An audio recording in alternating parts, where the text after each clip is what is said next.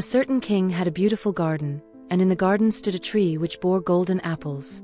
These apples were always counted, and about the time when they began to grow ripe, it was found that every night one of them was gone.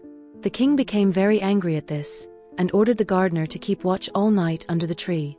The gardener set his eldest son to watch, but about 12 o'clock he fell asleep, and in the morning another of the apples was missing. Then the second son was ordered to watch, and at midnight he too fell asleep, and in the morning another apple was gone. Then the third son offered to keep watch, but the gardener at first would not let him, for fear some harm should come to him. However, at last he consented, and the young man laid himself under the tree to watch. As the clock struck 12, he heard a rustling noise in the air, and a bird came flying that was of pure gold, and as it was snapping at one of the apples with its beak, the gardener's son jumped up and shot an arrow at it. But the arrow did the bird no harm, only it dropped a golden feather from its tail, and then flew away. The golden feather was brought to the king in the morning, and all the council was called together. Everyone agreed that it was worth more than all the wealth of the kingdom, but the king said, "One feather is of no use to me, I must have the whole bird." Then the gardener's eldest son set out and thought to find the golden bird very easily, and when he had gone but a little way, he came to a wood, and by the side of the wood he saw a fox sitting, so he took his bow and made ready to shoot at it. Then the fox said, "Do not shoot me, for I will give you good counsel. I know what your business is, and that you want to find the golden bird. You will reach a village in the evening, and when you get there you will see two inns opposite to each other, one of which is very pleasant and beautiful to look at. Go not in there, but rest for the night in the other, though it may appear to you to be very poor and mean." But the son thought to himself, "What can such a beast as this know about the matter?" So he shot his arrow at the fox, but he missed it, and it set up its tail above its back and ran into the wood. Then he went his way, and in the evening came to the village where the two inns were, and in one of these were people singing and dancing and feasting, but the other looked very dirty and poor. "I should be very silly," said he, "if I went to that shabby house and left this charming place." So he went into the smart house, and ate and drank at his ease, and forgot the bird and his country too. Time passed on, and as the eldest son did not come back, and no tidings were heard of him, the second son set out, and the same thing happened to him. He met the fox, who gave him the good advice, but when he came to the two inns, his eldest brother was standing at the window where the merrymaking was, and called to him to come in. And he could not withstand the temptation, but went in, and forgot the golden bird and his country in the same manner. Time passed on again, and the youngest son too wished to set out into the wide world to seek for the golden bird, but his father would not listen to it for a long while, for he was very fond of his son, and was afraid that some ill luck might happen to him also, and prevent his coming back. However, at last it was agreed he should go, for he would not rest at home, and as he came to the wood he met the fox, and heard the same good counsel. But he was thankful to the fox, and did not attempt his life as his brothers had done. So the fox said, "Sit upon my tail, and you will travel faster." So he sat down, and the fox began to run, and away they went over stock and stone so quick that their hair whistled in the wind. When they came to the village, the son followed the fox's counsel, and without looking about him went to the shabby inn, and rested there all night at his ease. In the morning came the fox again, and met him as he was beginning his journey, and said, "Go straight forward, till you come to a castle, before which lie a whole troop of soldiers fast asleep and snoring. Take no notice of them, but go into the castle and pass on and on till you come to a room, where the golden bird sits in a wooden cage. Close by it stands a beautiful golden cage. But do not try to take the bird out of the shabby cage and put it into the handsome one, otherwise you will repent it." Then the fox stretched out his tail again, and the young man sat himself down, and away they went over stock and stone till their hair whistled in the wind. Before the castle gate all was as the fox had said, so the son went in and found the chamber where the golden bird hung in a wooden cage, and below stood the golden cage, and the 3 golden apples that had been lost were lying close by it. Then thought he to himself, "It will be a very droll thing to bring away such a fine bird in this shabby cage." So he opened the door and took hold of it and put it into the golden cage. But the bird set up such a loud scream that all the soldiers awoke, and they took him prisoner and carried him before the king. The next morning the court sat to judge him, and when all was heard it sentenced him to die, unless he should bring the king the golden horse which could run as swiftly as the wind, and if he did this, he was to have the golden bird given him for his own. So he set out once more on his journey, sighing, and in great despair, when on a sudden his friend the fox met him, and said, "You see now what has happened on account of your not listening to my counsel. I will still, however, tell you how to find the golden horse, if you will do as I bid you. You must go straight on till you come to the castle where the horse stands in his stall, By his side will lie the groom fast asleep and snoring.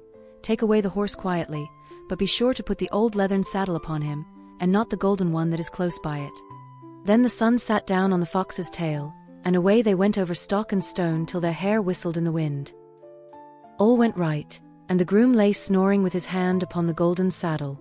But when the son looked at the horse, he thought it a great pity to put the leathern saddle upon it.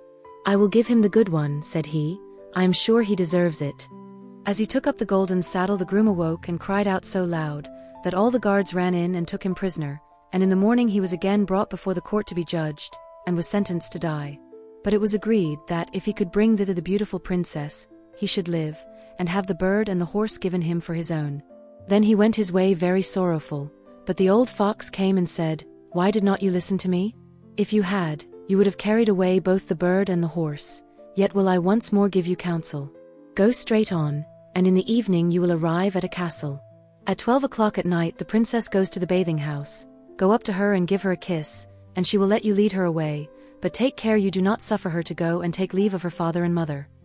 Then the fox stretched out his tail, and so away they went over stock and stone till their hair whistled again. As they came to the castle, all was as the fox had said, and at 12 o'clock the young man met the princess going to the bath and gave her the kiss, and she agreed to run away with him, but begged with many tears that he would let her take leave of her father. At first he refused, but she wept still more and more, and fell at his feet, till at last he consented. But the moment she came to her father's house the guards awoke and he was taken prisoner again. Then he was brought before the king, and the king said, "You shall never have my daughter unless in 8 days you dig away the hill that stops the view from my window." Now this hill was so big that the whole world could not take it away, and when he had worked for 7 days, and had done very little, the fox came and said, "Lie down and go to sleep, I will work for you." And in the morning he awoke and the hill was gone, so he went merrily to the king, and told him that now that it was removed he must give him the princess. Then the king was obliged to keep his word, and away went the young man and the princess, and the fox came and said to him, "We will have all three, the princess, the horse, and the bird."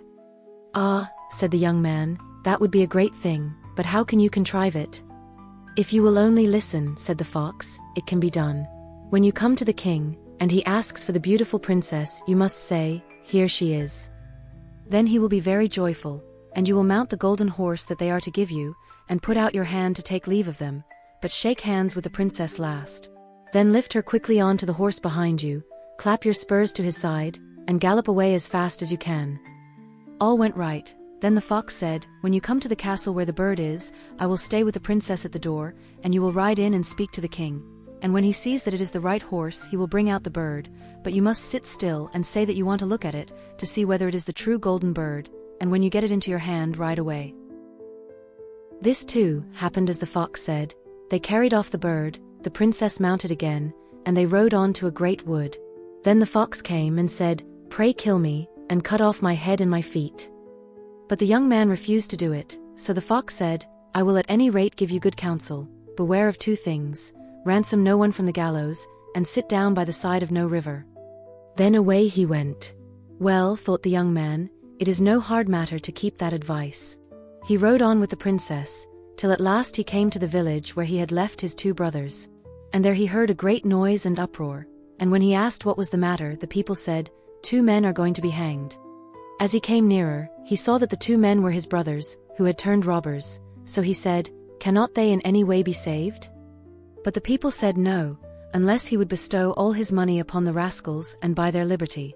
Then he did not stay to think about the matter, but paid what was asked, and his brothers were given up, and went on with him towards their home. And as they came to the wood where the fox first met them, it was so cool and pleasant that the 2 brothers said, "Let us sit down by the side of the river, and rest a while to eat and drink." So he said yes, and forgot the fox's counsel, and sat down on the side of the river. And while he suspected nothing, they came behind, and threw him down the bank, and took the princess, the horse, and the bird, and went home to the king their master, and said, "All this have we won by our labor." Then there was great rejoicing made, but the horse would not eat, the bird would not sing, and the princess wept. The youngest son fell to the bottom of the river's bed. Luckily it was nearly dry, but his bones were almost broken, and the bank was so steep that he could find no way to get out. Then the old fox came once more and scolded him for not following his advice, otherwise no evil would have befallen him.